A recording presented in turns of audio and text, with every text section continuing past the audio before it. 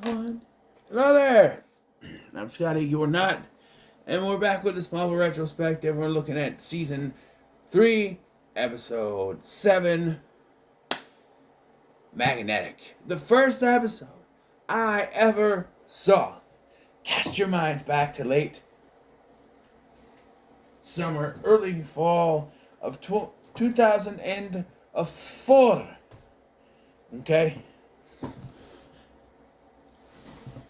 Young Scotty was in his room trying to figure out what to watch for the night. It's a Wednesday. Don't know what to watch. Trying to find something on the clicker. You know, back in the day, back when, you didn't have to have digital cable in every room in your house.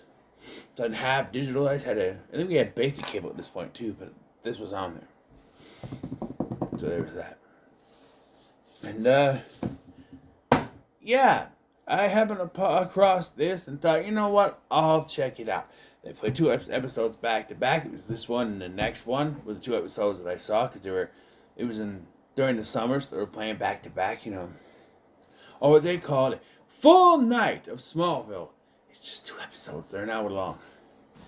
But yeah, it was still the WB at this time, and I was a moderate Superman fan. I liked Batman more than anything, but I was a moderate Superman fan. It was fine.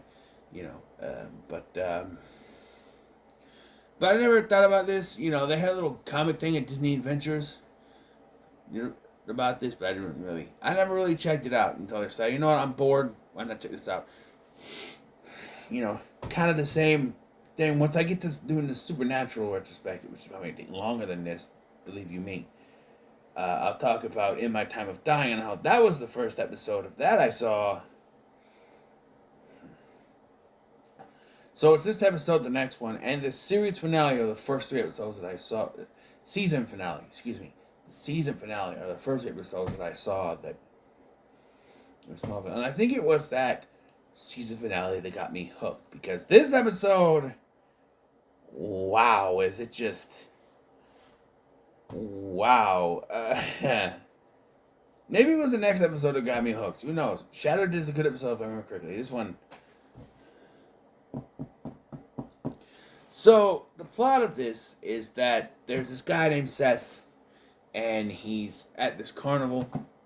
He's one of the carnies, which is weird. The locals would be carnies, like local kids.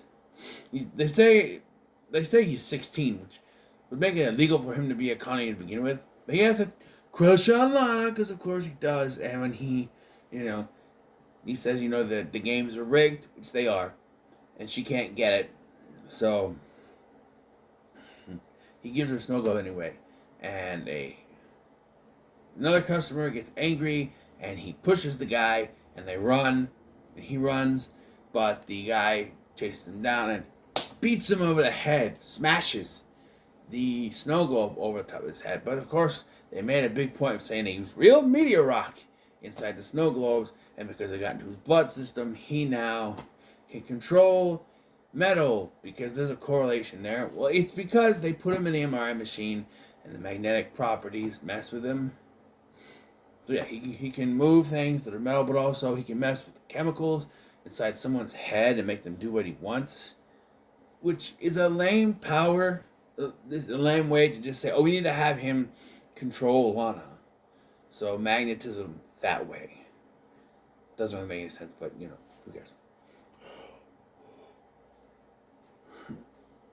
And of course, Clark gets jealous about this. And in the B-plot, Alex is trying to track down anyone who would have information on, because he's looking through his archives to get this cop from the last one who was also in Supernatural. But he says that, look at this log of who's been looking at your father, and Chloe's name is on there, which helps him track down Chloe. And Chloe says, yeah, she has no, she was looking... I think she was looking to counter blackmail him, use the information on him. But if the information that I think it is, that I know it is, if she found that out, that's not blackmail. That's maybe she'd find out. And that's why she stopped. I don't remember completely about this story, but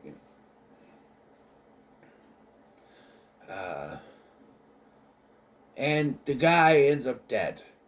because the guy steals Chloe's computer, which is the tower, and then when she goes to complain to Lex about it, she picks Lex as the one who did it for some reason, because he was the last person she had a conversation with, and then he shows her the dead body of the cop, which doesn't really make him innocent, but also makes you think Lionel had him killed for that.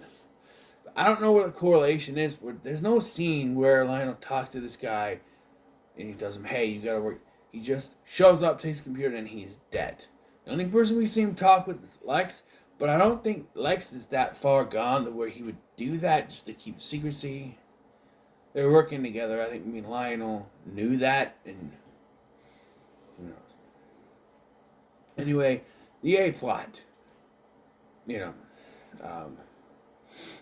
Lana goes to check on him, and Clark is there.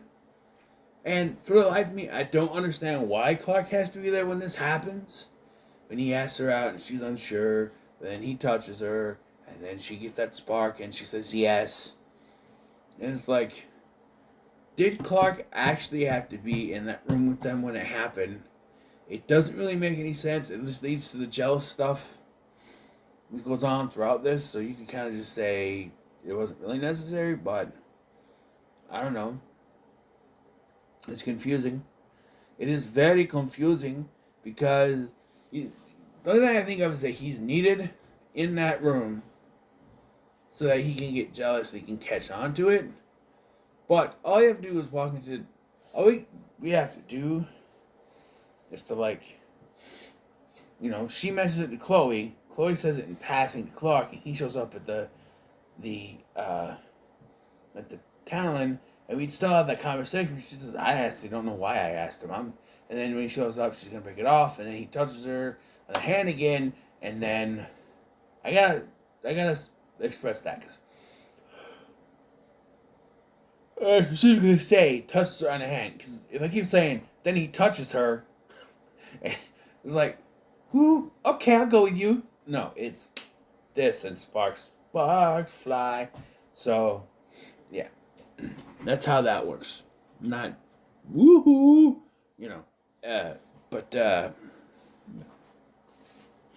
So they take off and Clark follows them. By the way, they're having an affair in September. The school year has already started. We're September, maybe early October. Who has an affair that late? Usually everything is in August. I might say early September sometimes, but this has to be late September, early October. Has to be the way it is, especially since we're going by the weeks. The first 2 weeks were right after each other, right? And then in the very next episode, Extinction, they're going back to schools all the time. So there's that time about over the summer stuff, and then because they're in school the next day, so I don't know. And then the episode goes off the deep end by saying, the longer something metal is in contact with magnetic it is, so the longer that he's touched her hand, the longer that she's still in his control. So now she's defending him after Clark's told him to stay away from her, protecting her. Of course, in his head, through all this skewed reality, she believes that he's jealous, which he sort of is, but even his parents are talking like, you gotta let him go, son, now they...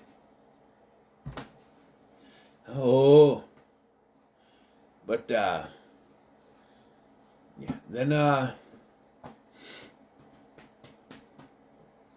nice, this guy's deep. Lana's completely in control now, and she steals all the money from the till at the Talon, takes off with him. Lex happens to walk in while she's stealing the money. They take off in his shiny new car that he obviously stole, and they drive off, but Clark catches up with them and melts the blacktop tar with his laser vision, and the car gets stuck, and he just hops this oil truck and grabs onto it, and it drives off, leaving Lana to go to jail. So then she confides in Clark. She's like, well, you're right. And then she lies to Clark by saying he has a brother in Granville. We know works at diner in Granville. We're gonna stay there. And the audience is going, no, she's lying because they didn't know where they were going. They were just gonna go wherever. And she got to keep Clark off the trail. We don't see him go there. We just see him go back home and go, Lana lied to me.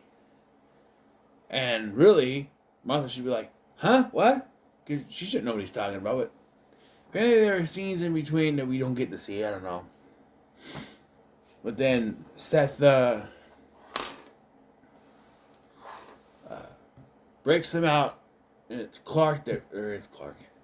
It's P that reports this to him. You know?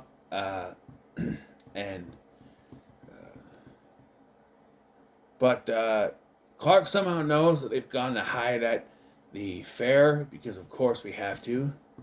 And we have a showdown. And Lana takes off as Clark and dude face off. And the guy ends up in a coma.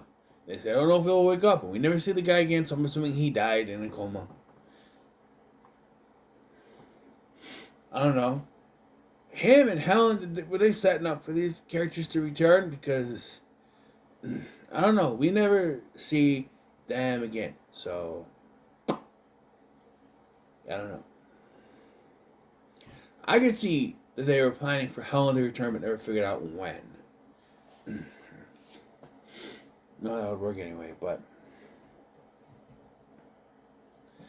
And the stuff. Clark and Lana talk. Apologies to both to each other. Lana talks to Lex. She's in the community service, and she gets her job back because he can't make a cup of coffee apparently. And yeah, it's whatever. But it's the first episode I ever saw, so it must be good, right? 2.5 Superman logos out of 5. It's not that good. I think the nostalgia factor kind of went a bit that I was like, I even saw the headline for the top 2 episode, like, worst gimmick ever. I'm like, no, this was a good episode. I remember this being good. And now I watched it. I'm like, no, it's not good. It's no good. He's okay, as John Chandler would say. He's okay. But not a big deal. And the next one is probably going to be better.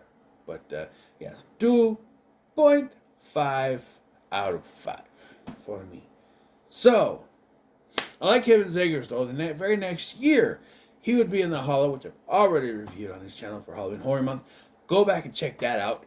I think it's a pretty good review myself. It's a good movie, too. Kevin Zegers. We're going to do other stuff. Obviously, he was an Airbud, and I have a review for that somewhere on the channel. It's probably not the best quality. It's probably like back in 2019 when I did the 1st December. I'm sure I did that. I'm sure. Did I? I'll have to look. How about this? I'll look in the interim, and at the start of the next episode, I'll let you know if I did do a review for Airbud. I'll be baffled if I didn't, because I thought I did. Who knows? But anyway, what are your thoughts on this episode? Leave me comments. Make sure you like, share, and subscribe. Thanks for watching. I'm Scotty, and I'll see you in the next one.